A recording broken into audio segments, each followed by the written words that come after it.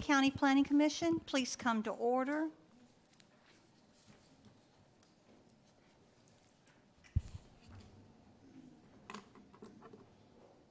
Ms. Ramsey, would you please call the roll? Ma'am. Commissioner Rich? Commissioner Vitale? Yes, ma'am. Commissioner Balance? Yes. Commissioner Clark? Yes. Commissioner Coppinger? Commissioner Graham? Yes, ma'am. Commissioner Volkert? Present. Commissioner Gay? Yes, ma'am. Commissioner Warren? Ma'am. Commissioner Madison? Commissioner Houston? Yes, ma'am. Chair Runner? Yes, ma'am. We've all had a chance to review the summary minutes of the October 4th meeting. Are there any corrections to those minutes? There was a correction on the last page. It says that the motion was denied. It actually was accepted. Thank you, ma'am.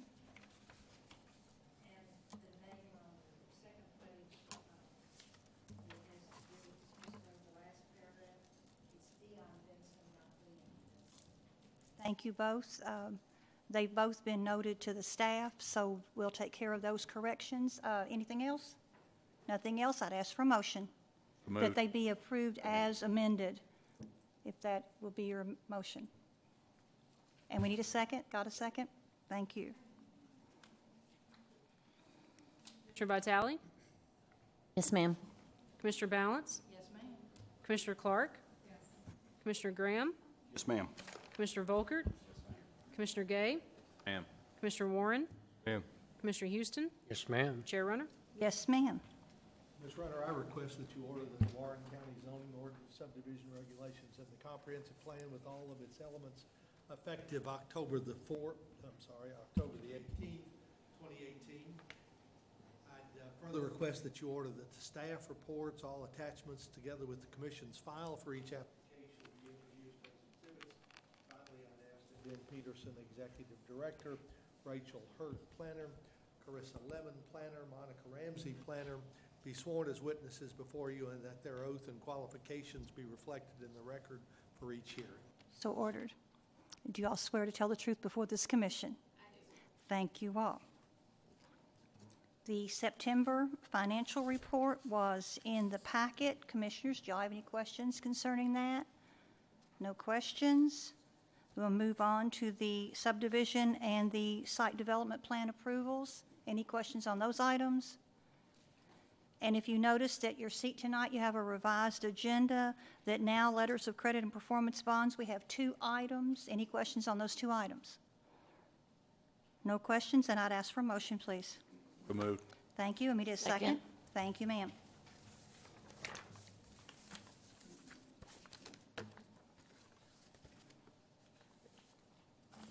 Commissioner Balance? Yes, ma'am. Commissioner Clark? Yes. Commissioner Vitale? Yes, ma'am. Commissioner Graham? Yes, ma'am. Commissioner Volkert? Commissioner Warren? Ma'am. Commissioner Gay? Yes, ma'am. Commissioner Houston? Yes, ma'am. Chair Runner? Yes, ma'am. Now we're ready to enter into the public hearing. The first item on our agenda was from unfinished business. That first item, Skis Development Group, that item has been withdrawn. So anyone that's here concerned with the Skis Development Group, docket number 2018-33Z County, the rezoning application on Skis Road, that has been withdrawn. And also in the new business, item 8, that was docket number 2018-52Z County, Clint Wiles. This was property rezone application at 5583 Springs Road that has been postponed and will be re-advertised for hearing. So those 2 items will not be heard tonight. The first item that we will hear is we are here tonight to hold a public hearing to consider the adoption of the Plano Focal Point Plan, and I believe Mr. Peterson, Ms. Hurt, and Ms. Lemon are all going to present that plan to us. That is correct. Thank you, Chair Runner and Commission. We'll just jump right in and go kind of through a summary of what the plan contains. What we're asking you to do tonight is adopt this as part of the comprehensive plan. You did have a memo as one of the many things we handed out to you tonight at your desk, but there is a suggested motion there if you so choose to use it. I'm just going to jump right in. I just want to go over the timeline really quickly. We started this process back in March of 2017 with a corridor study for the Plano Road corridor. It was funded through the MPO, the Metropolitan Planning Organization, that is housed in our office. We had several meetings. We had 6 meetings. Tonight would be the 7th meeting concerning this plan, where we gathered information, gathered input, presented results, and then are making this final product before you tonight. I'm going to quickly just go through the contents of the plan, and then we'll get to the recommendations. But the plan contains all of your basic things. It's almost like a miniature comprehensive plan, but just for this particular area. Contains some of the history of Plano, some of the historic schools, churches, homes. Has a study background. The purpose of the study essentially is response to growth in the area. The scope of the study, and then of course the public engagement process that was undertaken to produce this product. Physical resources was also looked at. We looked at things like hydrology, which is caves, sinkholes, wetlands. That's kind of the map on the left of the screen showing the areas of sinkholes and wetlands and some of the cave openings. Soils, we looked at soil properties as well, their compaction, what is the properties of those soils, the drainage qualities, and then of course unique to this area of the county is existence of a fragipan, which is a hard compacted clay layer that doesn't drain very well. So the soils map there is on the right, so shows all the soil types in the area.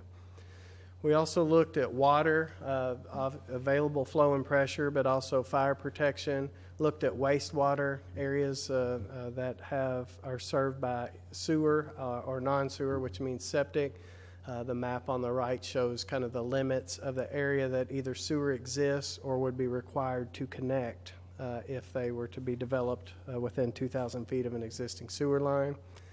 We also looked at the electricity, natural gas, telecommunications, public safety, all the different service areas and what agency serves what. We looked at solid waste, including the trash pickup and recycling areas in the county, and a portion of this is also in the city. We also looked at any recreation facilities, and then of course the public education as well. And Plano Elementary is obviously in this corridor. We also did a land use analysis where we looked at the current land uses. We looked at the future land use map. We wanted to determine how much of land that could be developed and what it might develop as. We looked at the existing zoning, and we looked at all of our development plan conditions or previous binding elements that we routinely have approved over the past years since 2008. And we did that to try to get an idea of what the existing pattern of development and desires are for that community, and just identify those common characteristics, and then try to capture that in the plan and the recommendations. And then the future land use map, we identified the possible future land uses and development scenarios. Took the input from the public, and then we'll see the recommendations and the results of that here in a few minutes. One thing to note, you see the table at the bottom. This was the future land use table. One thing that was of concern was you see agriculture, the first item there, as only 27% of the available land was being retained as agriculture under the current future land use map, and versus the existing land use has that somewhere around 75 to 80%. So that was a concern that we addressed. The other major concerns was in relation to the densities, overall densities allowed through the certain zones and certain areas, and then of course existence of multifamily and where that might be located. Then we also looked at land potentially available for development already. So this would be land that's already zoned for a different use than what it currently has. So for example, there's a piece that's zoned heavy industrial, but it's currently agriculture. So we looked at that type of situation as well. And then we took all that information and looked at our future development considerations, define the existing character of the areas of the different sections. We had this broken out into 4 sections. Analyze, again, the land potentially available for development, and then we use that information just to compare the desires obtained through the public input process to the realities and what our current planning documents, the comprehensive plan says, and then we developed our recommendations from that. Mentioned this earlier, so we also took the transportation recommendations and the things out of the MPO corridor study, the Plano corridor study. It itself had well over 35 pages of information and all the attached appendices, and it also included a memorandum of understanding between the Transportation Cabinet, the city, the county, and the Planning Commission, with some understandings that became recommendations of the plan that Carissa will talk about here in a minute. The plan just looked at existing road conditions. It looked at any multimodal facilities available, pedestrian, bicycle, transit. Looked at traffic analysis and traffic counts and intersections, existing conditions, and then projected future conditions as well.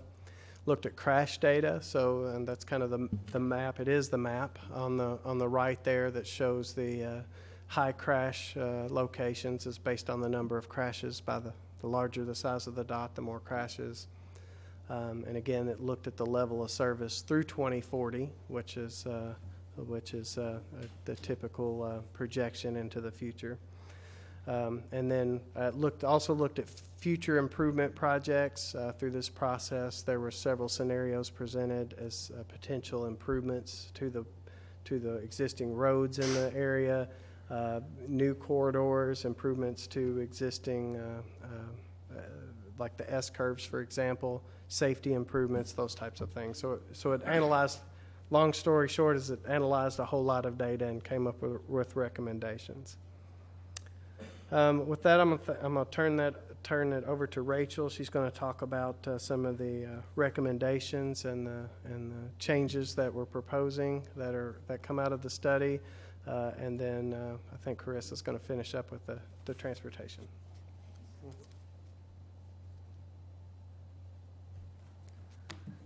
Alrighty. So I guess after collecting and analyzing all of the data that Ben's kind of gone over in the previous slides, and then also taking into consideration all of the public input that we received at various meetings, we came up with recommendations for the plan. And the first recommendation incorporates changes to the future land use map for the Plano Focal Point Plan area. And you can see the existing future land use map on the left, and then the proposed future land use map is on the right. And I'll go ahead and point out some of the major changes. Do you have the pointer by chance? Oh, here it is. Okay. So just kind of moving down from section 1 to section 4. So section 1 is this top section here, and you can see the thick black lines kind of delineate the different boundaries of each of the sections. So in section 1, we scaled back the commercial and mixed-use residential future land use areas, and then we also removed the high-density designation that was originally kind of centralized here, and we replaced the majority of that with moderate-density residential. And then I guess also worth noting in section 2, there was virtually no change in section 2. In section 3, we scaled back the low density residential classification. This was based on input from community members along with availability of existing infrastructure in that particular area. We also scaled back the area designated as rural village to better reflect the historic Plano Crossroads. The previous designation was just kind of an arbitrary bubble that was defined, and it didn't really truly represent the actual rural village area. So we did scale that back, and we added more rural density residential to this section as well. And then in section 4, the vast majority of the low-density residential designation was removed and replaced with rural-density residential, and then there was also a little bit of agriculture also added in that section. And the next slide just kind of shows the breakdown, whether it was being added or subtracted from each section. A few things I'll highlight. As Ben had mentioned earlier, there was a concern about the amount of agricultural land that we had reserved for future years, and we added almost 600 acres of agriculture in Section 4. We also, you can see, removed nearly 2,800 acres of low-density residential, but those were almost the majority of that was replaced with rural density residential. So you can kind of see the portion that agriculture, if you add the agriculture with the rural density residential, that kind of accounts for the change in the low density residential. Oh, there it goes. Okay. So along with the future land use map recommendations, we also came up with a few general policies to help guide growth in the Plano community. And the first two items on this slide are just general policies, and they deal with the future land use map. The first one is basically saying that we should use the future land use map to guide future land use decisions. And then number 2 outlines specific uses that should also be prohibited within the focal point plan area. These were, these were decided or recommended based on community feedback and also going through and researching previous zone changes and binding elements or development plan conditions that may have been included with those. Next, we have several considerations for design elements, and these would be in addition to the items that are already required by the zoning ordinance. But pretty much 3, 4, 5, and 6 deal with the existing pattern of development as it relates to building orientation and setbacks. And then number 7 recommends that there be an underground utility requirement for developments that are served by internal streets. And then number 8 and 9, they outline design considerations. Number 8 states that future development should incorporate high-quality design materials. And then number 9 also limits vinyl in certain situations. And then lastly, on the next slide, we have a few recommendations for signage within the Plano community. PL 10 and 11 both deal with freestanding signage and recommend that any freestanding signage be monument style. And then there's also a recommendation to prohibit billboards within the Plano focal point plan area as well. And so those are kind of just the recommendations that we came up with after all of the feedback we received and after analyzing all of the data that we had gathered. And I think Carissa is going to take over here and go over some of the transportation related things. Alrighty, so continuing on with some of the recommendations, some specific transportation recommendations derived specifically from the Memorandum of Understanding that Ben had referenced previously. These are recommendations that are taken from that and are essentially a coordinated agreement between the Kentucky Transportation Cabinet, the Planning Commission, the City of Bowling Green, and Warren County. And so this is a mutual agreement to try to mitigate future development and growth in the area. And we formulated these policies to try to figure out how we can better manage the access management for the area. So this first one, in addition to items already included in the zoning ordinance, we're looking at parking areas for non-residential and multifamily residential developments not being located within the setbacks of the buildings along Plano Road. And in addition, they should be located to the side or the rear of the building when possible. And then policy 14, there are several parts of this, and these are all taken from the MOU. And this first one is dealing with access management specifically. So what is access management? We're looking at intersection spacing, entrance spacing, and turning lanes. And every element in the MOU deals specifically with those 3 items. And so this first one is looking at reducing the number of access points and/or establishing the minimum spacing between those access points. And the next policy, as stated in the MOU, looks at our access management as well, but addressing intersections specifically.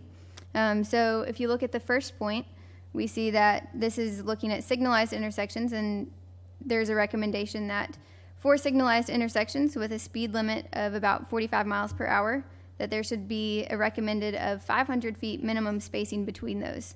And the second one is dealing with unsignalized intersections, that there should be a minimum of 360 feet between those spaces.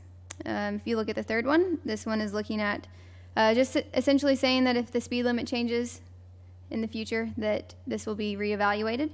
And then the last one here, we are looking at frontage roads, and if there is a frontage road proposed, that there should be a requirement of 150 feet minimum spacing between those in Plano Road. Moving on to the last one.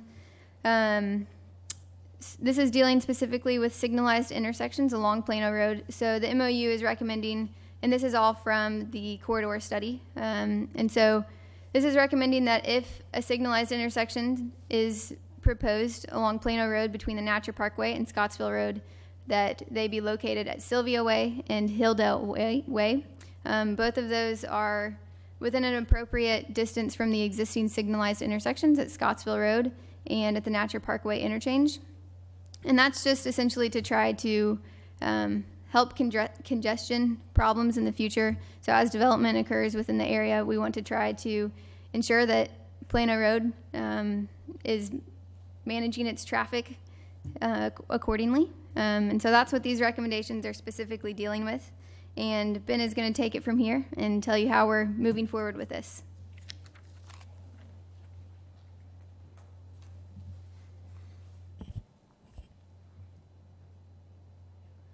So how will the plan be used? This will be treated just like we do our other small area plans, focal point plans, corridor studies. Which we have one tonight, which we'll talk about. But so it'll be treated in that same way. But unique to this one will be treated in transportation-specific decisions. The memorandum of understanding is not something that is unheard of, and it's not something that's not been done before, but it's just not done very often. We are very fortunate here in Bowling Green and Warren County to have a great group of folks that work well together, and so we work really well with our partners at KYTC, and that's why we were able to do this memorandum of understanding, which we're all very proud of. So that cooperation will continue, and we'll be able to use this in future road improvements and decisions. And then, of course, in land use decisions, which is what this body does, make recommendations to our legislative bodies.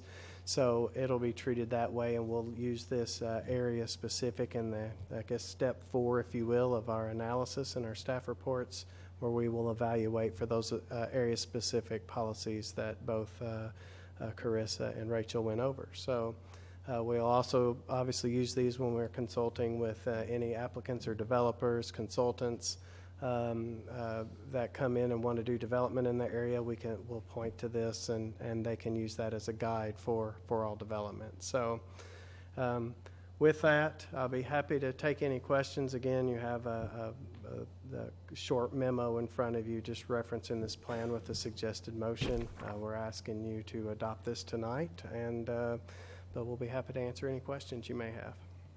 And Thank then you, sir. Obviously it's also a public Yes, meeting. we'll ask if anyone in the audience. Commissioners first, any questions or comments before we open it up to the audience? Thank you, sir. Thank you. Do we have anyone in the audience that wants to address this focal point plan? Any comments or questions? No comments, no questions? Well, it looks as though we're ready for a motion. I would ask for a motion, please. Make the motion to adopt the Plano Focal Point Plan as part of the Focus 2030 Comprehensive Plan, including all the policies and recommendations found therein. Based upon the testimony and documents presented in this public hearing, the Plano Focal point plan is an agreement and consistent with Focus 2030 comprehensive plan as demonstrated by its compliance with the goals, objectives, and action items presented in the staff memo. Further request this motion includes a summary of evidence and testimony presented by witnesses public hearing. Thank you, sir. Second. Second, thank you. Commissioner Graham, Yes, ma'am. Commissioner Volker, Yes, ma'am. Commissioner Clark, Commissioner Vitale, Yes, ma'am. Commissioner Balance. Yes, ma'am. Commissioner Warren, Ma'am. Commissioner Gay, Yes, ma'am. Commissioner Houston, Yes, ma'am. Chair Runner. Yes, ma'am. The motion carried. Thank you all, and thank you all for your work, and it was Yeah, good. thank you for all your hard work and time.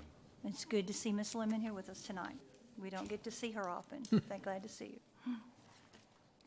The next item on the agenda is 2018-09 DP Chandler Residential LLC and the Medical Center and American Bank and Trust have filed an application to amend the General Development Plan, which is the development plan conditions on tracts of land containing approximately 49.03 acres located at 0 Lovers Lane and 0 and 494 Hub Boulevard.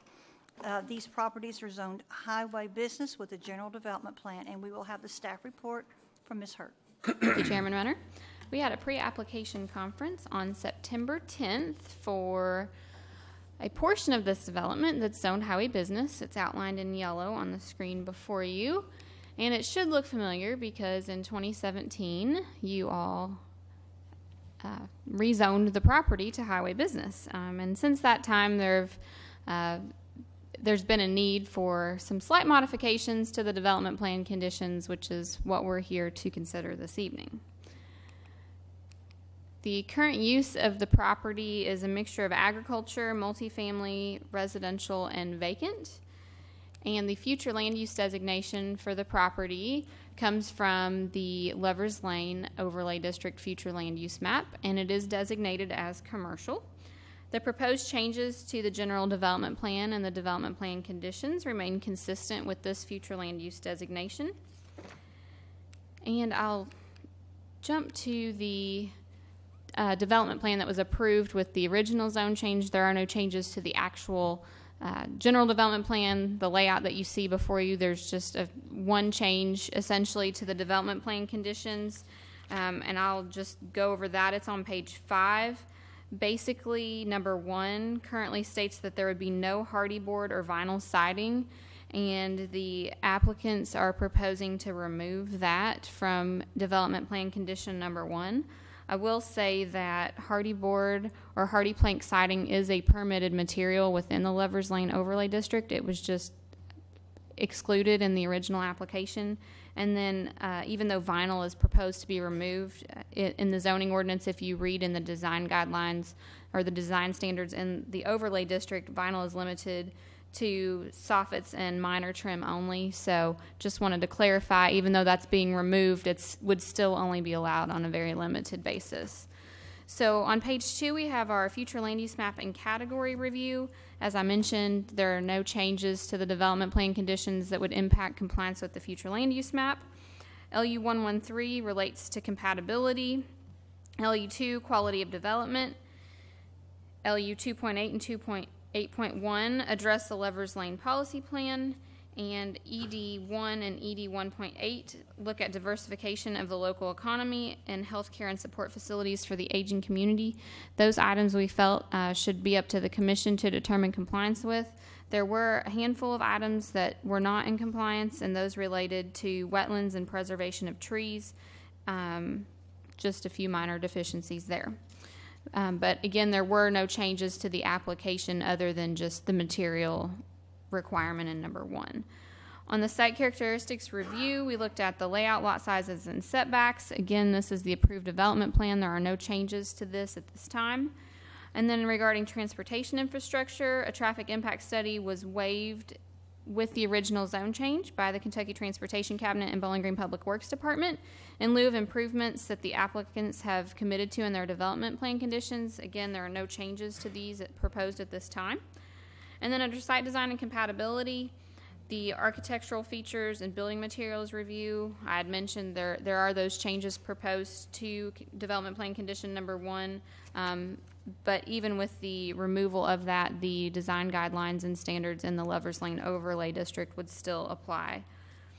We evaluated 9 policies from the Lovers Lane overlay, and generally the majority of those we found to be in compliance. There were a few items regarding preservation of natural features and signage that were not addressed. But again, it wasn't really that they're changing anything related to those. They were just not included originally with the original application. So on page 6, we have the zoning ordinance requirements to amend an approved development plan or development plan conditions.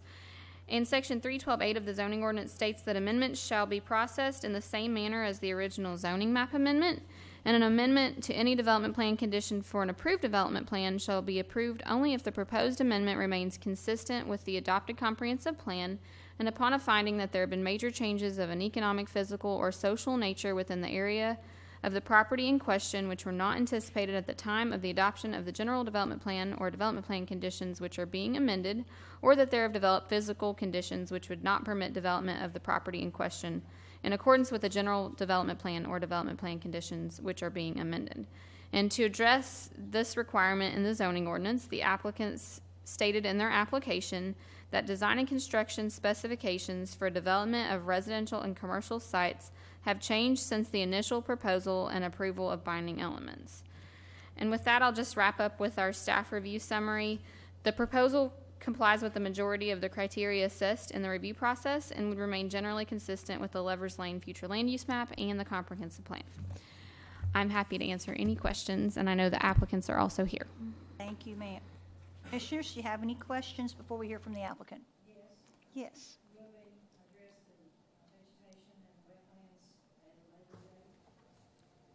This would be the time to do it. There weren't any considerations for those items in the original proposal, so they didn't include anything additional with this application.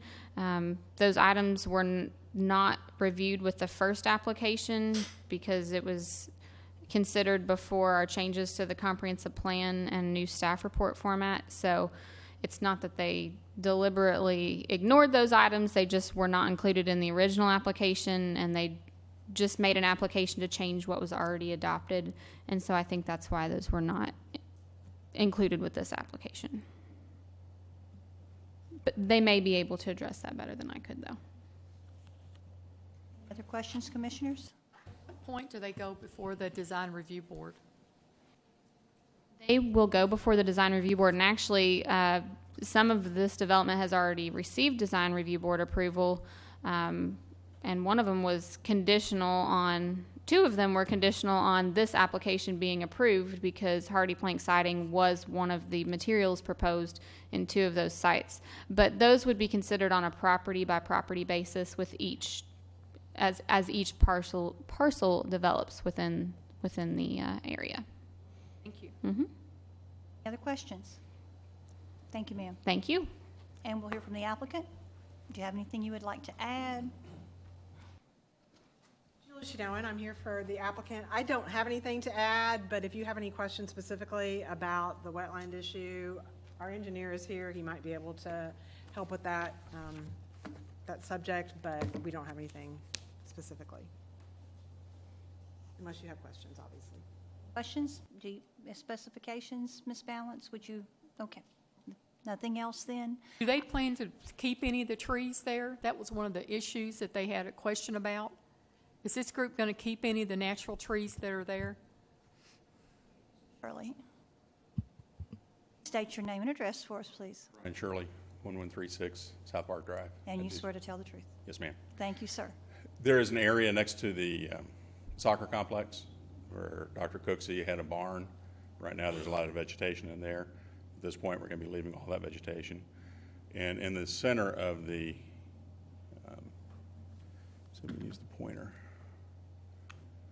In this area is going to be a dog park, and they're leaving as many of the big trees as they can there.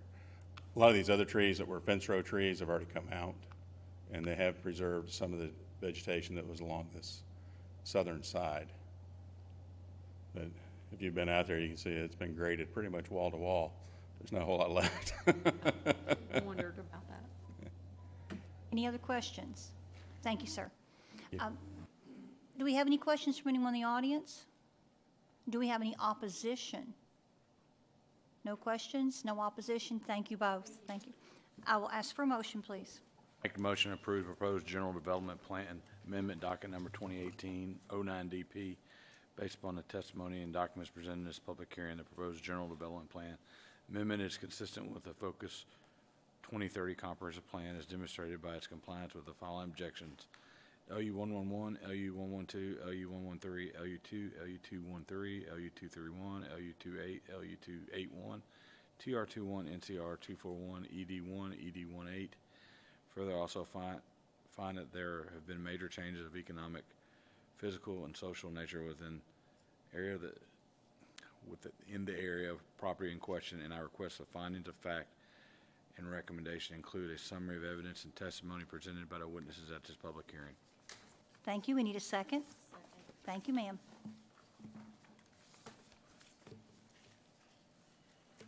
Commissioner Balance? Commissioner Clark? Yes.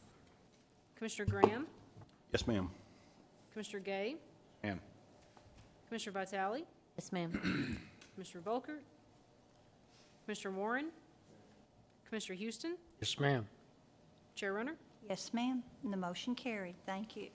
Next item, docket number 2018-44ZSG, Speedway LLC, McBride Dale Clarion, and TBJK LLC, and Marilyn Kimball and Billy Webb have filed an application to rezone a tract of land containing approximately 5.06 acres located at 0, 604, 610, and 618 Main Street South, Smiths Grove, bounded by Main Street South, Vincent Street, and an Interstate I-65 from highway business to light industrial with a general development plan. And also that same property, the applicants on docket number 2018-V21, same applicant, same address, have applied for variances on that property, which is zoned highway business. And Mr. Peterson will give us the staff report. Thank you, Chair Runner. Thank you, sir. This obviously should look familiar. We had it at our last meeting for the future land use map amendment. This is the second and third part, if you will, of this application. Pre-application date was on March 8th, 2018.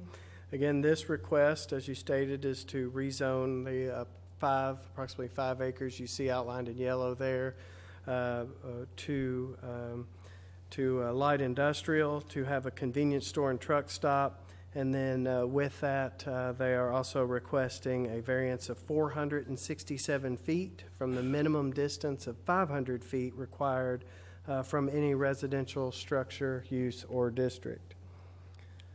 I'll go through the maps here.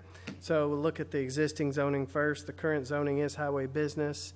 The original zoning for the properties was agriculture. They were rezoned to commercial in 1976 and have been zoned some form of highway business or business since that time.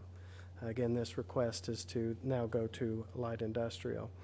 Looking at the existing land use, you see a variety of agriculture. Well, it's agriculture and commercial use currently on the property, have a mixture of uses surrounding it. The future land use map, again, was amended at our last meeting where it was changed to industrial.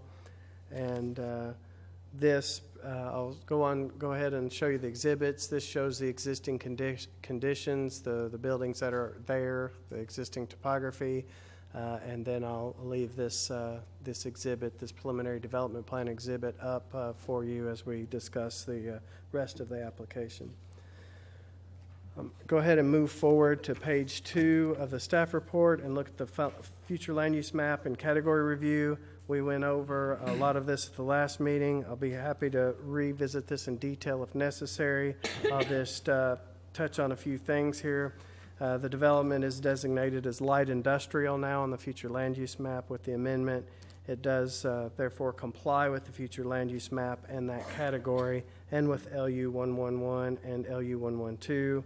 But of course, it's up to the Planning Commission to determine if the proposal is compatible with the area and would be in compliance with LU 113.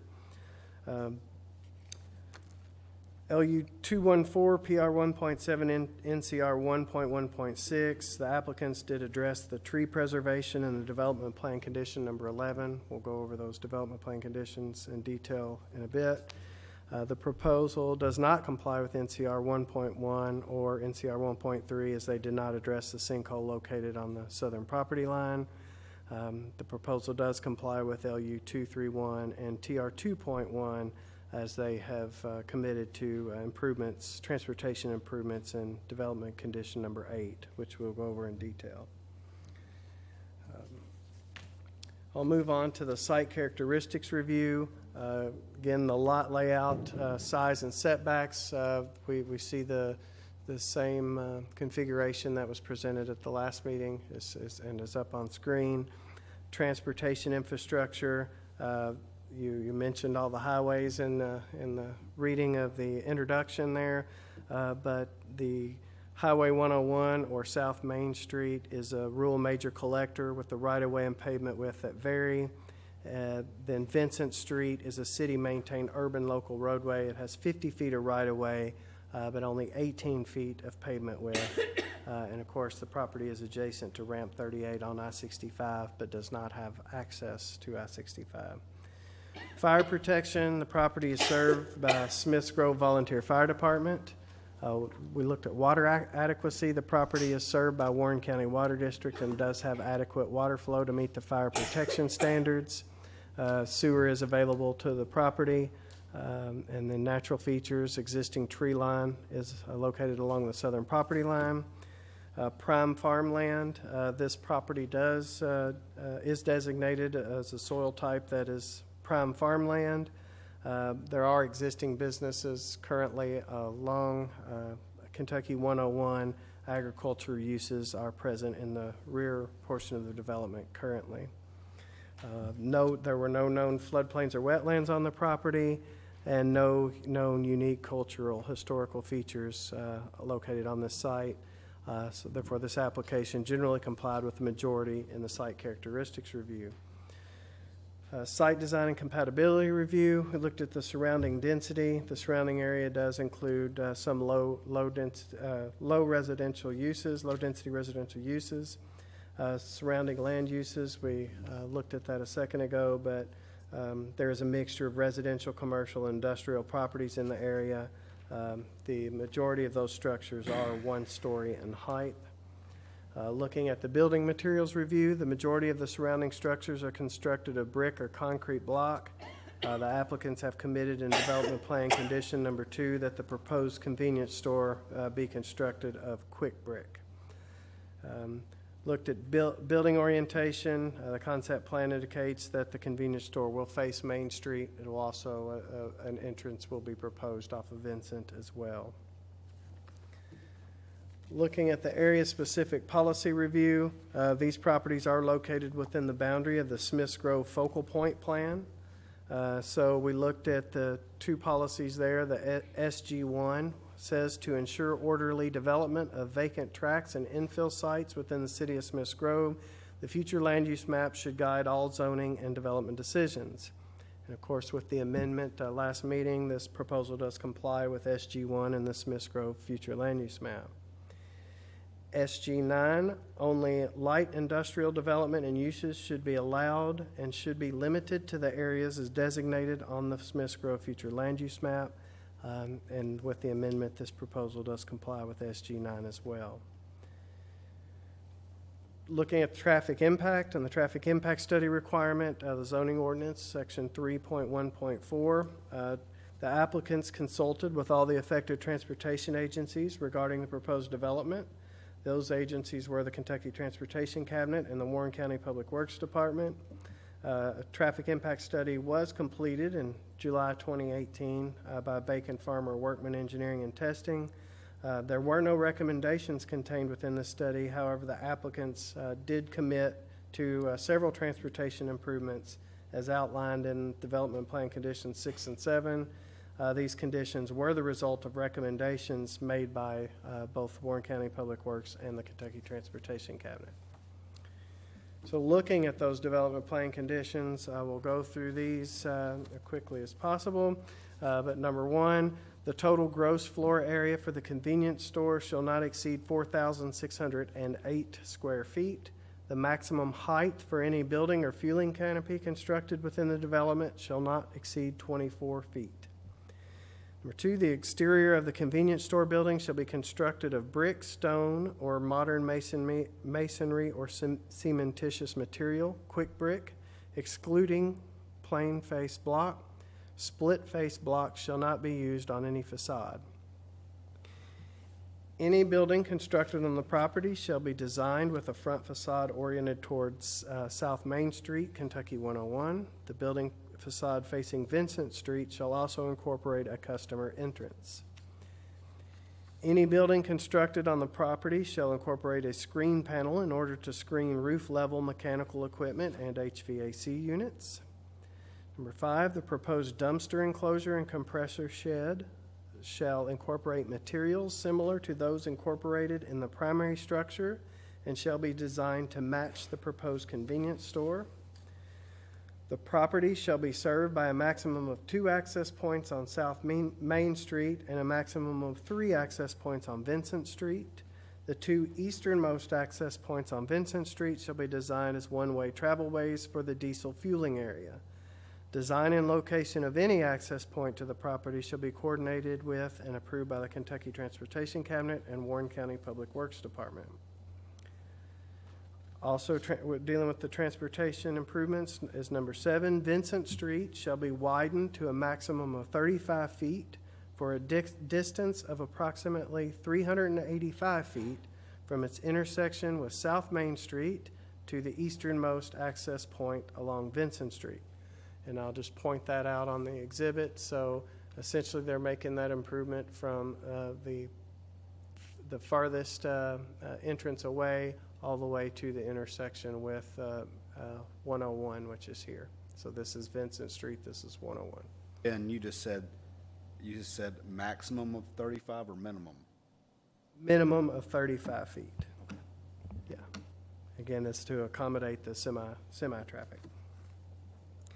A portion of Vincent Street shall be restriped to include designated left and right turn lanes at the intersection with South Main, Kentucky 101, and the southern curb radius of the intersection will be widened with the project.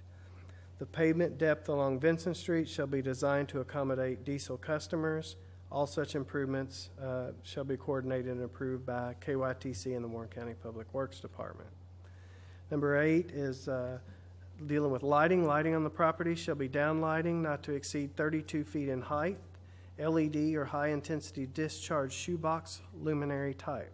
Lighting on the building and canopy shall be mounted into the soffit and canopy deck.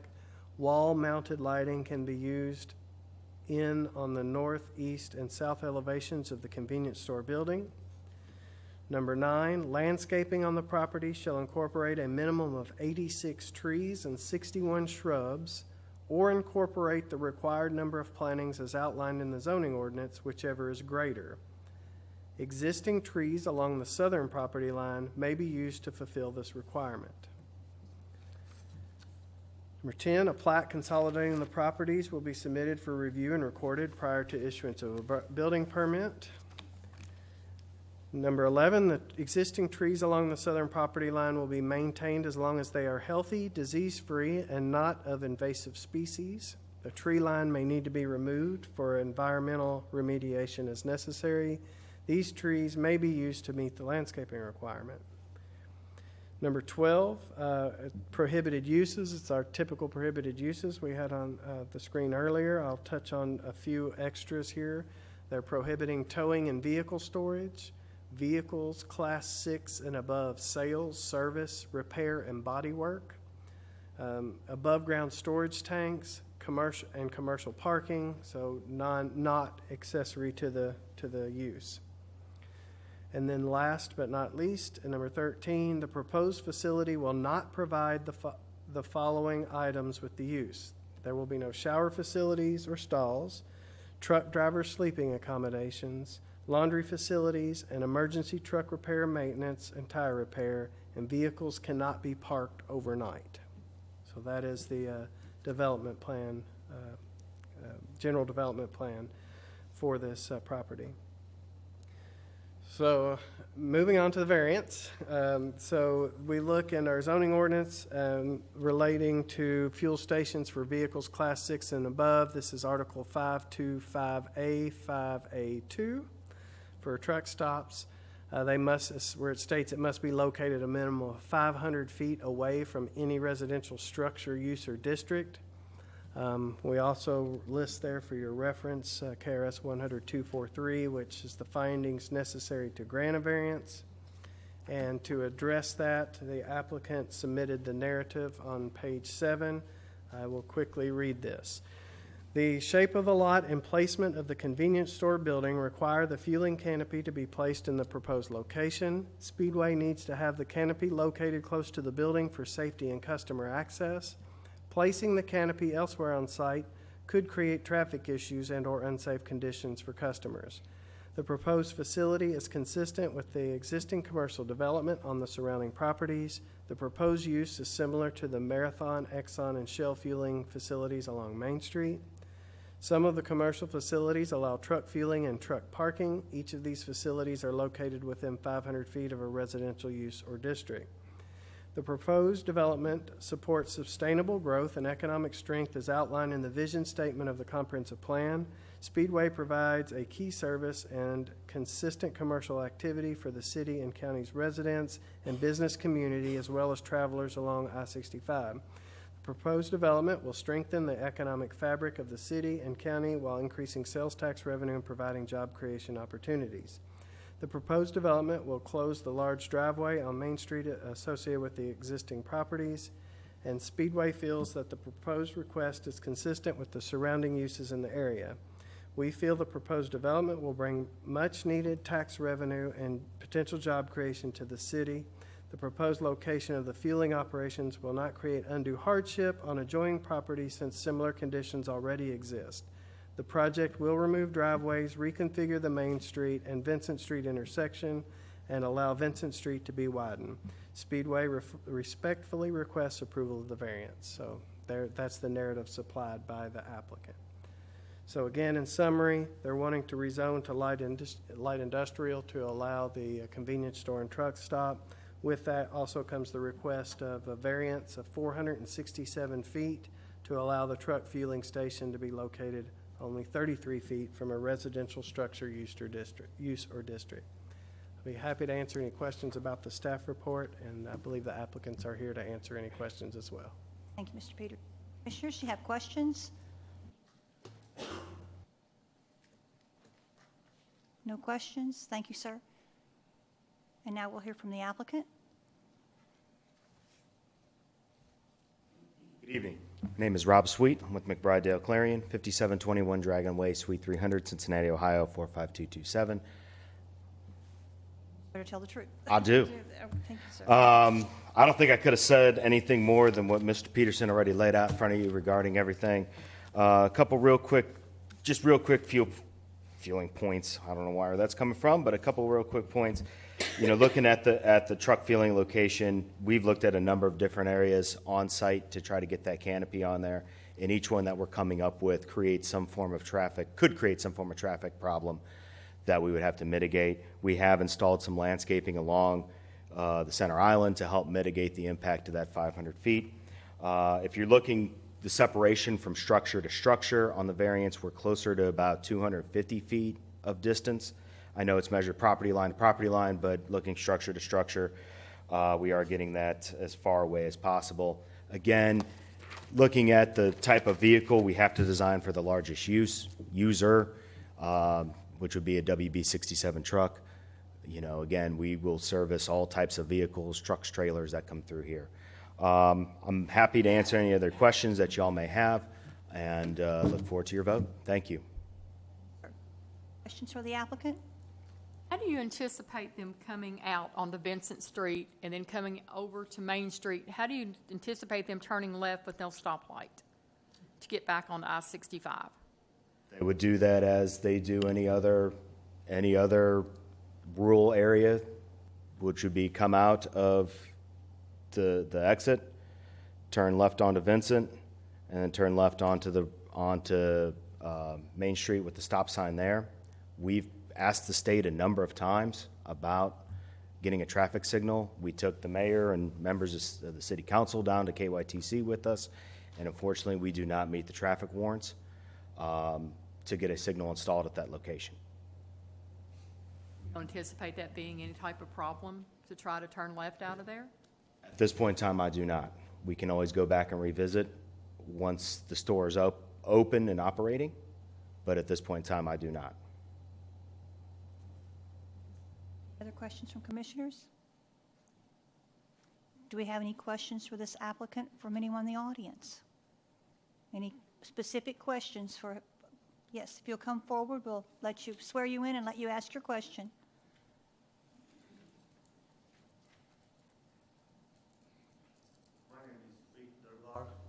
I'm from Smith Grove, Your address, please? 605 South Main Street. Thank you, sir, and you swear to tell the truth? Yes. Thank you, sir. You can ask your question. First thing, I got a question. Is this called the truck stop or the in and out? I don't think it's qualified as a truck stop. By the zoning ordinance, it's classified as a truck stop because of the trucks parking there, fueling that. Okay, if they have a parking spot, semi-truck, that means it's a truck stop. Our zoning ordinance addresses it, Okay. yes. And the Warren County has access to allow the truck stop? I didn't understand. The Warren County Warren County. has be any, they can put any more truck stop in Warren County? We do that by zoning, and that's what they're requesting tonight is rezoning to allow that truck stop. But again, this is in the city limits of Smiths Grove and not necessarily Warren County, so just want to. Because when the very first time they meet Smith Grove, City Hall, July 23. And that's specification okay, we are doing the in and out business. Okay, so why they need the parking spot for the backside lot? If they have an in and out, then they don't need the backside the parking, semi-truck. But we can let the applicant answer that question for you as to why they're requesting the parking. Okay, and if they are parking there, who gonna monitor nighttime to not gonna? To stay all night, yes, sir. Yes. We'll let the applicant answer that question. Okay. Okay, do you have other questions? Yes. Yes, sir. Anyone study the Main Street traffic? Main Street traffic, anyone? Yes, so the applicant can answer that further. They did a traffic impact study, and they can answer that. It's look like me and some other people to issue right now. If it's too congestion, it's too narrow, the exit, and that's the very first come the marathon, second is the sale, and third comes the Exxon, and other side is this new project. So if they're turning the lane, it'd be too difficult to local peoples. We'll allow the applicant to answer those questions for you then, sir. Thank you. Yep. Virendra Darbar. It's called Vic Darbar. Let me give you. Yeah. Sure. Okay. No problem. Thank you. Thank you, sir. And we'll let the applicant address those concerns. So on the question about the parking, we have those spaces there primarily for short-term parking, that if a truck is fueling there and wants to grab something to eat, they can back into those spaces and wait their turn or go get their sandwich, eat, and then fuel.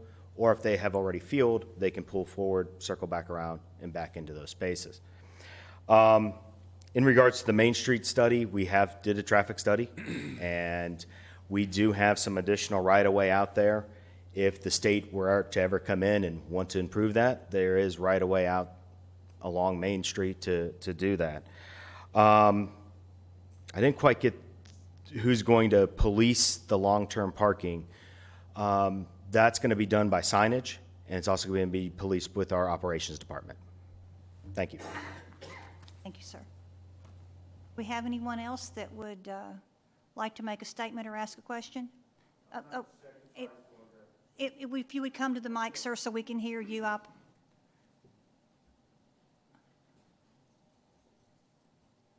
Yes, that's okay, sir. I'm not satisfied for that, what he asked me, told here, because I know this business very well, and if once the people park there, they're not gonna move it, they don't read it sign, you know, and they have an issue. Thank you, sir. So there have to be certain things to provide, okay, either they cannot put the spot there, or either whoever want to buy the stuff, they can grab and go, so they don't need parking. Thank you, sir. Thank you. Do we have anyone else with a question? Do we have anyone for or against that would like to make a statement?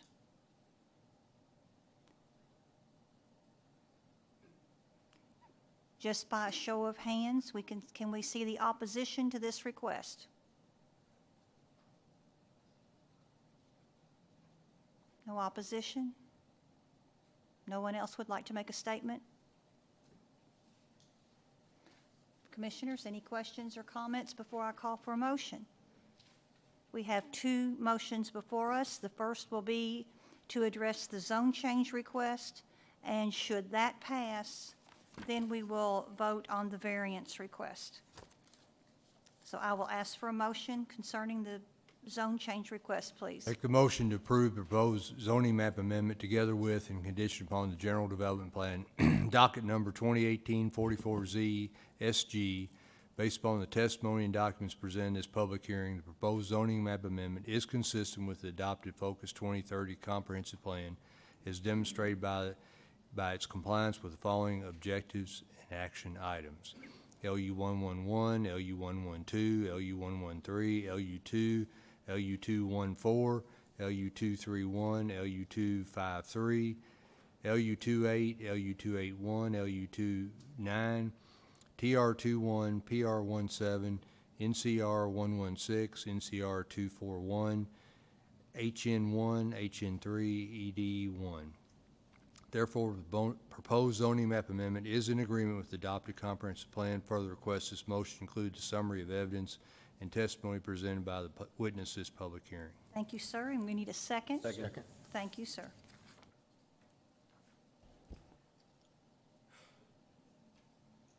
Commissioner Vitale? Yes, ma'am. Commissioner Balance? Commissioner Clark? Commissioner Graham? Yes, ma'am.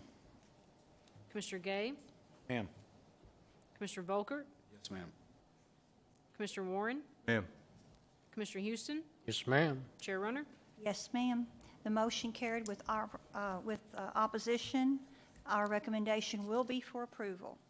Now we'll act on the variance request. Make a motion to approve the request for variance at 604, 610, 618 South Main Street, docket number 2018 V21, a variance of 467 feet from the required distance of 500 feet from any residential structure, use, or district. The testimony presented in this public hearing has shown that the granting of this variance will not adversely affect the public health, safety, or welfare, will not alter the essential character or general vicinity, will not cause a hazard or nuisance to the public, and will not allow an unreasonable circumvention of the requirements of the zoning ordinance. Thank you, sir. We need a second. Second. Thank you again.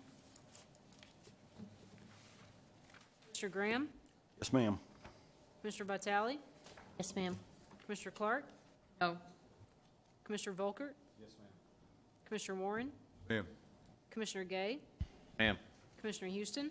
Ma'am. Chair Runner? Yes, ma'am. The motion carried with opposition. Thank you. The next item, docket number 2018-49Z County, Bradley Harper and Lori Harper Smith, have filed an application to rezone a tract of land containing approximately 2.9752 acres located at 1000 North Hewitt Road from agriculture to rural residential with a general development plan. And we'll have the staff report from Ms. Ramsey. Thank you, Chair Runner. Okay, we had a pre-application conference for the property you see here outlined in yellow on July 13th of this year. As Chair Runner has already stated, that property is zoned agriculture, and its existing land use is also agriculture. Around there, mostly agricultural with some single family and some vacant, and then a public institutional down there toward the bottom. And the future land use is also agriculture. And I will, leave this up there. So the applicants tonight are requesting to subdivide the existing residence onto a smaller lot with the remaining portion to be added to an adjacent agricultural tract. So what you see here outlined, that's all actually as the lot is today, and so they're requesting to subdivide that off in the darker lines there where the driveway is, and then with the house in the back. The property's been zoned agriculture as long as we have records for it. And because the applicants are proposing to add the remainder of their property to an adjoining tract, thus enlarging an existing agricultural tract and keeping the number of lots the same, no flume amendment was required in this case. And so the proposed rural residential zone may be appropriate if you all determine that it is compatible with the area. The only thing I'll point out to you on the first page is that there are adequate facilities and infrastructure to support the proposed development, with the exception of adequate water flow, and a very small portion of a large sinkhole is located on the southeast corner of the portion of the property proposed to be rezoned. And the points to consider below there, again, the proposal is exempt from flume compliance. The proposed development complies with the majority of the site characteristics review criteria, and the proposed general development plan complies with the majority of the review criteria for site design and compatibility and meets the minimum requirements of the zoning ordinance. On page 2, the couple things I'll point out under the future land use map and category review. If you go down there almost to the end of that section to the community facility section, the property does not have adequate water to meet the fire control standards of Warren County, but it complies with CF 5.3 since no additional lots are proposed with this application. Below that, the site characteristics review, just a little more detail. The property is proposed to remain as is, with the exception of reducing the acreage with the existing home from approximately 12 acres to almost 3 acres, and adding the remaining portion of the property to an adjacent agricultural tract. I guess just to give a little more illustration, the larger tract right to the south of the property is what they're proposing to add that to the remainder of what would be left. Going on to page 3, the property is served by an on-site septic system. Natural features, I just mentioned the sinkhole again, that's partially located on this property. The property contains a soil type that is classified as farmland of statewide importance. The property contains soil types that are classified as somewhat limited and very limited regarding septic tank absorption fields. I'll go on to kind of wrap up to the 4th page there with the development plan conditions. The applicant supplied these 4 conditions. Number 1, in the event the existing residence is ever demolished or moved, any new residence on the property will have a minimum of 1,800 square feet of heated living space exclusive of garages and porches. Number 2, prohibits mobile and manufactured homes. And I guess it is worth noting that in rural residential, that is one of our zones that allows mobile homes, and so the applicants have prohibited that in their development plan conditions. Number 3, the existing access to the property will be utilized, and any future modifications to the access to the property will be coordinated with and approved by the Warren County Public Works Department. And finally, the existing residents will utilize the existing septic system located on the property. In the event the existing residence is ever replaced, the health department shall inspect the current system and or issue a permit for a new septic system on the property. And just our summary there at the bottom. Again, this is exempt from the future land use map amendment, and the applicants are wanting to cut off their home on 3 acres from the larger tract, add that to the rest in the south, and the proposal complies with the majority of the review criteria listed in the review process, and it is up to you all to determine if it is compatible with the area. And so that is all I have. I'm happy to answer any questions. A quick question. I think you've asked this, I think you've answered this before. Since they're not adding anything new, why do they have to have an approval at all? Is it a size requirement? Since they are currently zoned agriculture, new agricultural lots cannot be less than 5 acres. The less than 5 acres? Right. I see. Okay. Yeah. Other questions? Thank you, ma'am. Have anything the applicant would like to add? Do we have any opposition to this request? No questions, no opposition, then I'll ask for a motion. Make a motion to approve the proposed zoning map amendment together with and condition upon a general development plan docket number 2018-49Z County. Based upon the testimony and documents presented in this public hearing, the proposed zoning map amendment is consistent with adopted Focus 2030 comprehensive plan as demonstrated by the following compliance with the following objectives and action items: LU111, LU112, LU113, LU114, LU2, LU231, CF26, CF53, NCR241. Therefore, the proposed zoning map amendment is in agreement with adopted comprehensive plan. Further, I request a motion to include other witnesses at this public hearing. Thank you, sir. We need a second. Second. Thank you.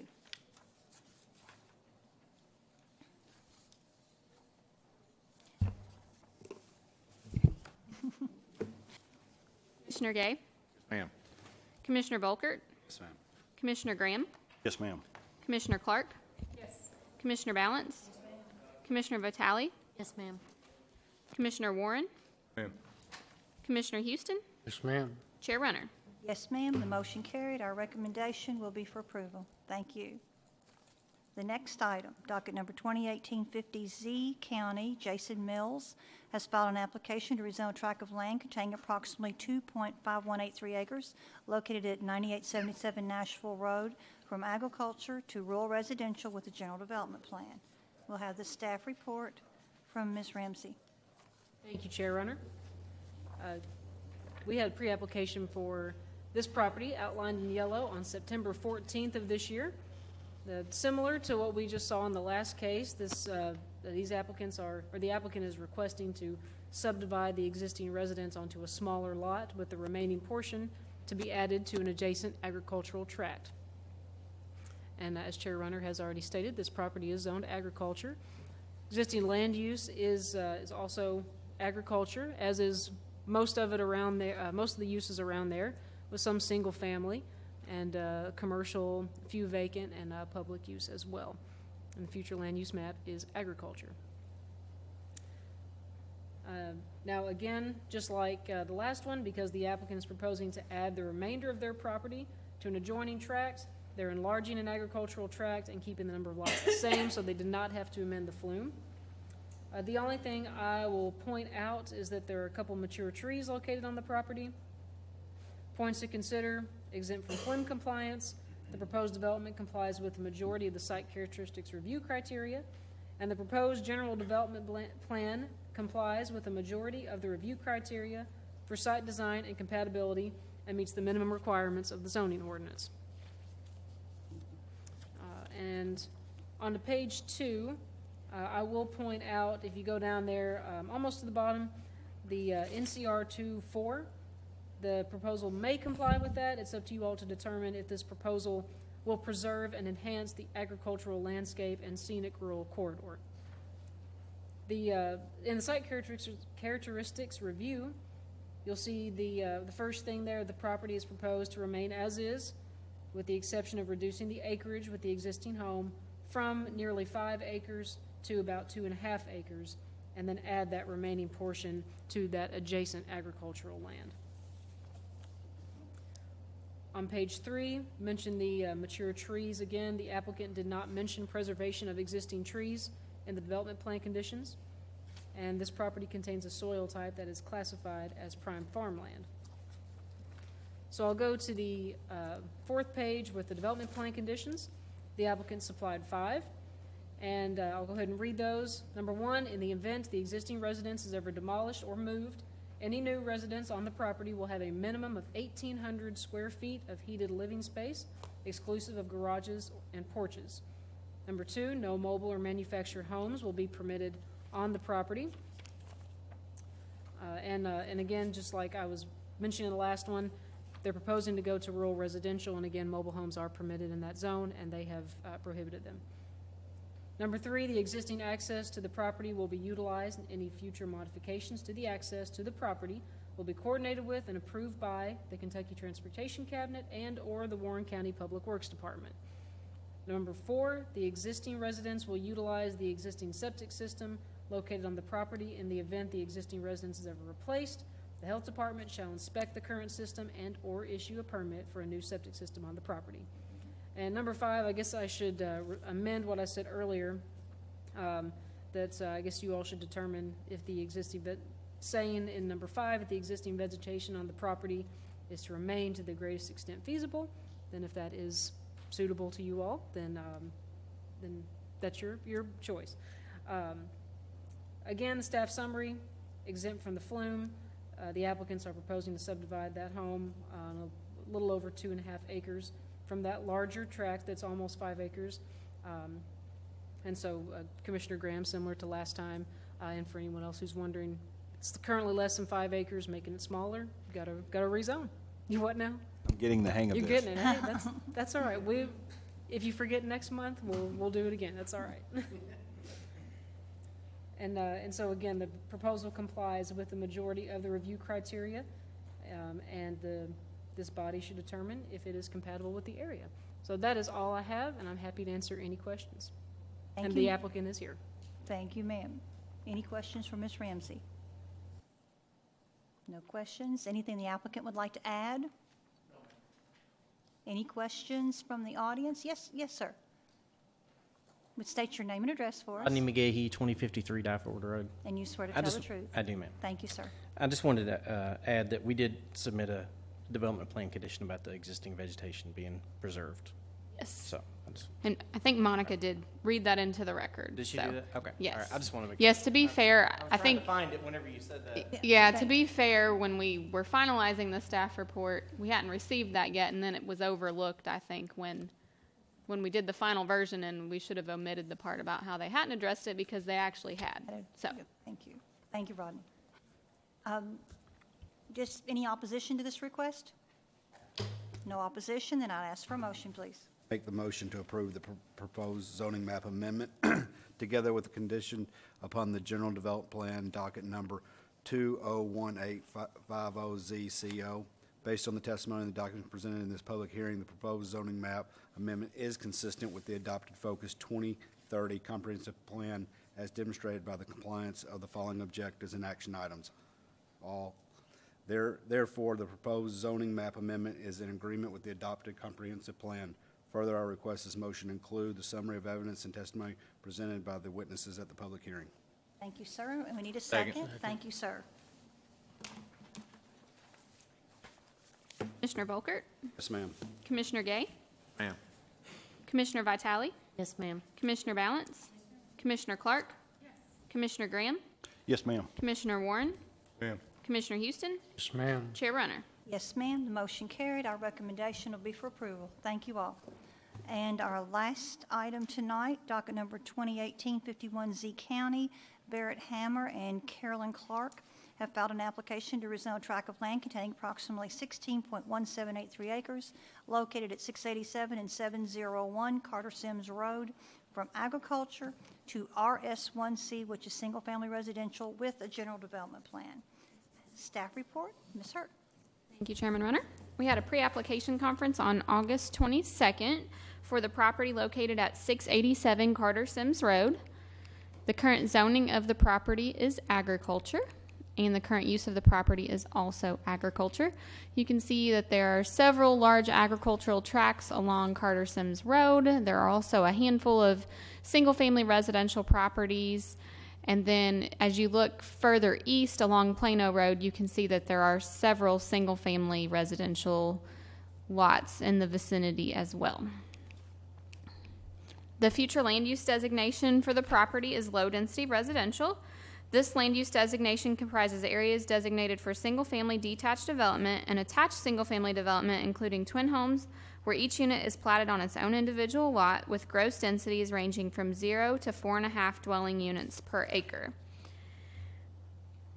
Regarding compatibility with the comprehensive plan, the proposed RS1C district is not listed as a potentially compatible zone in the low-density residential future land use category. However, the proposed density of 3.95 dwelling units per acre does fit within the residential future land use, the low-density residential future land use category. The Planning Commission should determine if the proposal is compatible with the surrounding area. Under compatibility with surrounding development, staff has noted that the proposed development is located in a rural area of Warren County in the Plano community. A site characteristic review indicates that there are not adequate facilities and infrastructure available to support the development.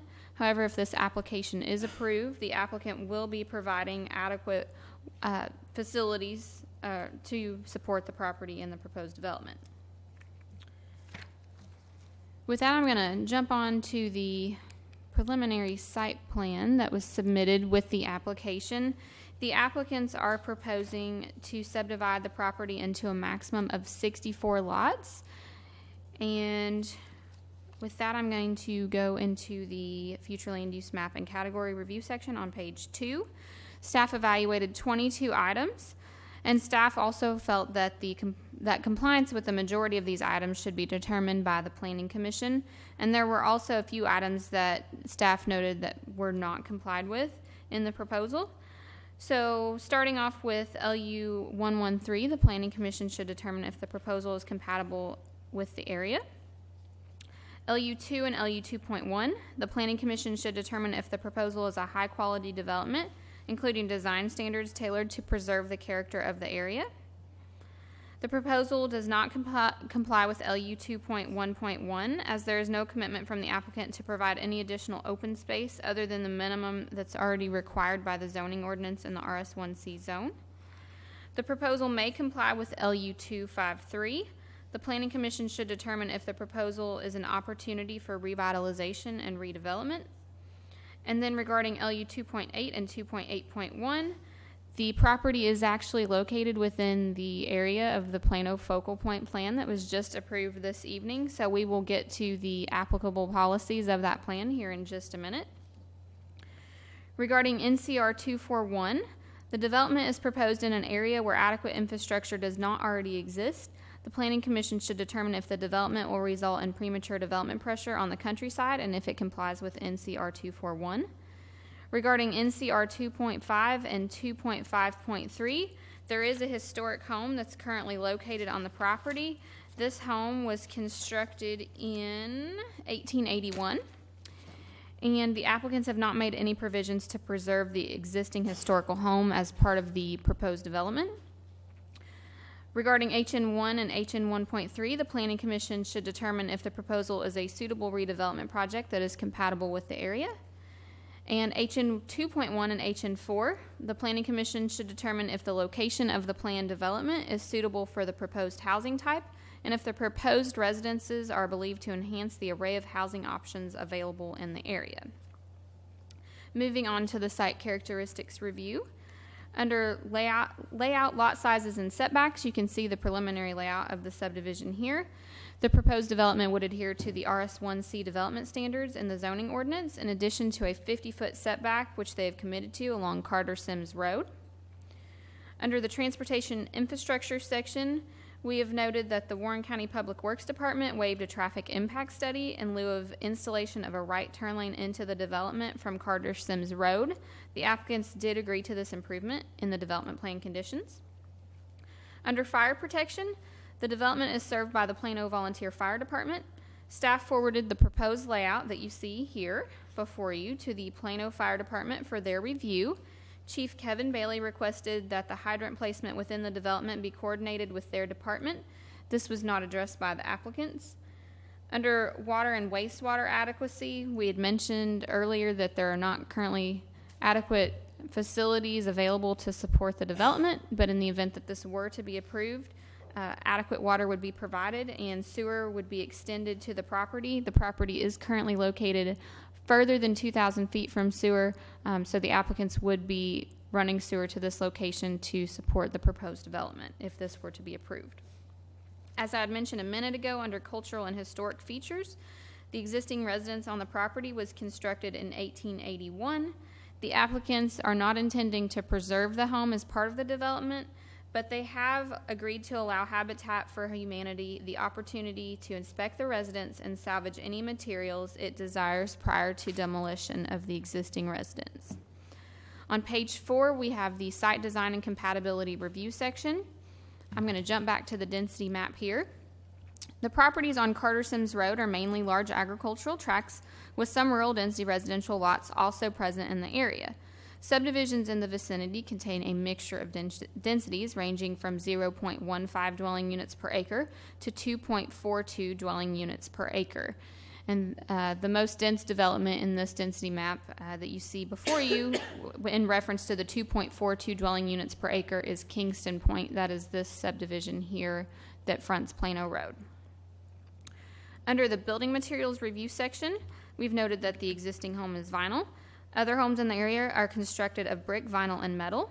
The applicant has stated in their development plan conditions that the proposed homes would be constructed of at least 80% stone, brick, ephes, or other cementitious or modern masonry material, excluding plain and split face block. And then under building orientation, the applicants have committed in their development plan conditions that homes on lots adjacent to Carter Sims Road, so that would be these lots here, so these homes would be oriented with a front facade facing Carter Sims Road and have access from the interior street, which would be one of these streets here. The property will be developed with an internal system of streets and would connect to Carter Sims Road, and there are also stub connections proposed to some of the adjoining properties. Moving on to the area-specific policy review. Again, with the recent adoption of the Plano Focal Point Plan this evening, these policies are now applicable to this application. PL1 states that the future land use map should guide all development decisions. I had mentioned earlier that the proposed density is within the low density future land use designation. However, the RS1C zone is not specifically called out as a potentially compatible zone in the comprehensive plan, but the density is within the limits outlined in that designation. PL3 and PL6 address the existing pattern of development as it relates to building orientation and setbacks, including building setbacks along the existing roadways.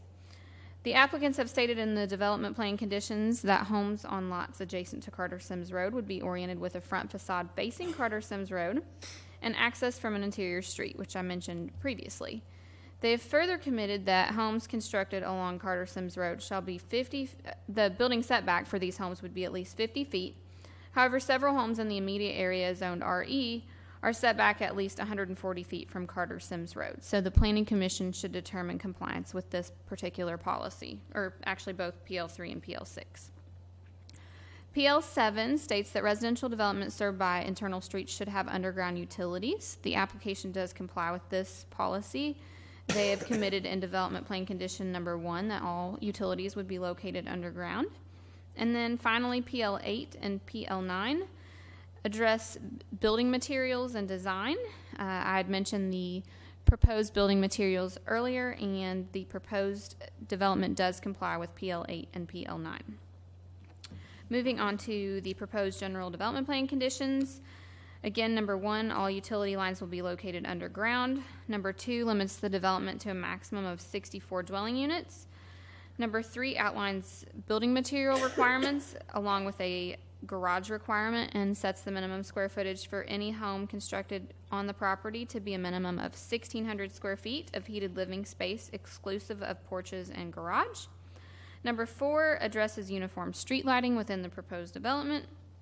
Number 5 commits to the turn lane into the development off of Carter Sims Road as requested by the Warren County Public Works Department, and also states that the property would be developed with stub streets to the adjacent properties to the south and west. Number 6 addresses building orientation and setbacks along Plano Road. Number 7 addresses preservation of existing trees. Number 8 addresses the sinkholes on the property.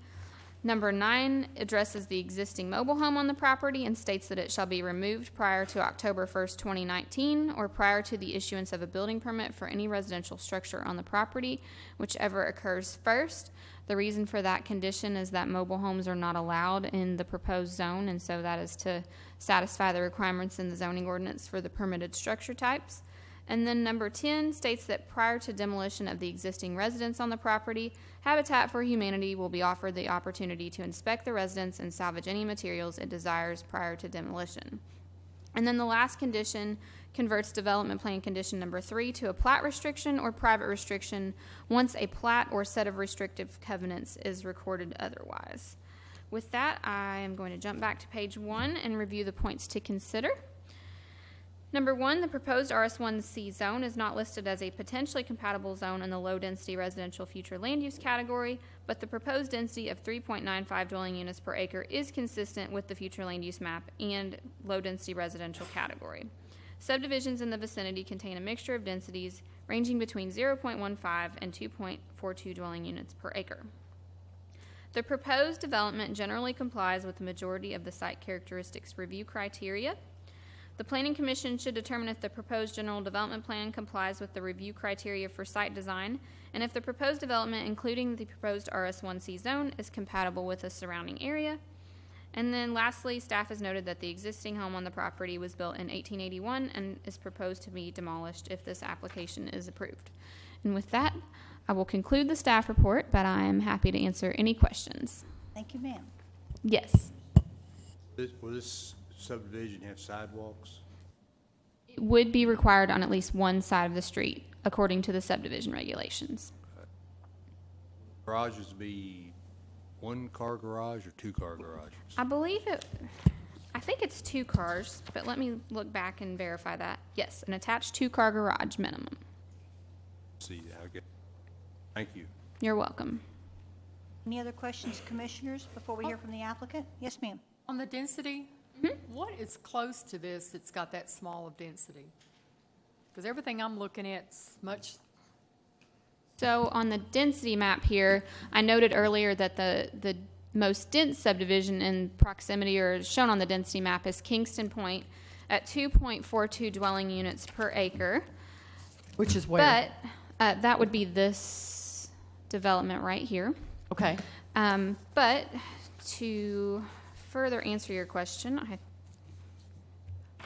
I will also note that the Vining subdivision, which is also zoned RS1C, it's not shown on the map. It's kind of split right here. You can see part of the Vinings here in that general area. The density for that subdivision is 3.81 dwelling units per acre. And then, let me go back to the map here. I don't know if it's shown. So it would be further north on Plano Road. Magnolia Hills, the single-family portion of that development has a density of 6.16 dwelling units per acre. But again, that is much further north on Plano Road, north of the Natural Parkway. Okay, so there's not really anything very close to that that's this dense. Okay, thank you. You're welcome. Any other questions before we hear from the applicant? Thank you, ma'am. And Thank you. We'll hear from the applicant. Thank you, Madam Chair. My name is Kevin Brooks. I represent the applicant, and I don't think we have any additional information for you, but we would be delighted to answer questions. The applicant is here. We have not one but 2 engineers here with us, so anything we can help you with, we'd be happy to. Yes. Kevin, on page 3, the development will be coordinated with their department. However, this was not addressed by the applicants for the Plano Fire Department. Has that been taken care of? Well, we didn't do a development plan condition for that, but we certainly will do that. It's not an issue really. They're going to tell us where to put hydrants, and they're going to be in the right of way, and that's fine. Yeah. Other questions? Do we have any questions from anyone in the audience? Do we have any opposition to this request? No questions, no opposition? Then I'll ask for a motion, please. Make the motion to approve the proposed zoning map amendment together with and condition upon a general development plan docket number 2018-51Z County based upon the testimony and documents presented in this public hearing, the proposed zoning map amendment is consistent with adopted Focus 2030 comprehensive plan as demonstrated by its following compliance with the following objections and actions: LU 111, LU 112, LU 113, LU 2, LU 21, LU 214, LU 231, 3, LU 28, LU 281, TR 21, PR 17, NCR 11, NCR 13, NCR 241, HN1, HN 13, HN 21, HN 4. Therefore, the proposed zoning map amendment is in agreement with the adopted comprehensive plan. Further request that this motion include a summary of evidence and testimony presented by the witnesses at this public hearing. Thank you, sir. We need a second. Second. Thank you. Commissioner Balance? Commissioner Clark? Yes. Commissioner Volkert? Yes. Commissioner Graham? Yes, ma'am. Commissioner Vitale? Yes, ma'am. Commissioner Gay? Yes, ma'am. Commissioner Warren? Ma'am. Commissioner Houston? Yes, ma'am. Chair Runner? Yes, ma'am. Motion carried. Our recommendation will be for approval. Thank you. Thank you. And before we get to new business, Mr. Peterson, I want to apologize to you on that Smiths Grove application. I didn't want to be the one testifying to say that was not a truck stop. I guess with all the limitations, and I'm used to seeing truck stops, so yeah. Not a problem at all. With no showers, all Yeah. the other amenities, it's like, no. So I do apologize to you. No problem at all. New business, a personnel So, matter. Yeah, yes. so we just have one personnel matter. It's one of the, again, handouts that you had before you. We did have a personnel committee meeting before this meeting. We have a candidate to recommend for the position of construction coordinator with a start date of November 5th. That candidate is very well qualified. We're very excited to have this person come on board. With that, they are a professional engineer. We've kind of asking to amend our starting salary range to match the qualifications and what we have ended up requesting. As you know, the pending retirement of Mr. Chuck Phillips will be leaving us at the end of this year. This person we have before you will be starting November 5th, and so we'll get some overlap and hopefully a smooth transition. If you have any questions or if you want to go into executive session to discuss any of the terms or details, be happy to do that. But again, the Personnel Committee met. We do have a suggested motion at the bottom of that memo and would entertain a motion to approve what was submitted before you and adopt those personnel changes. So moved. Thank you. Second.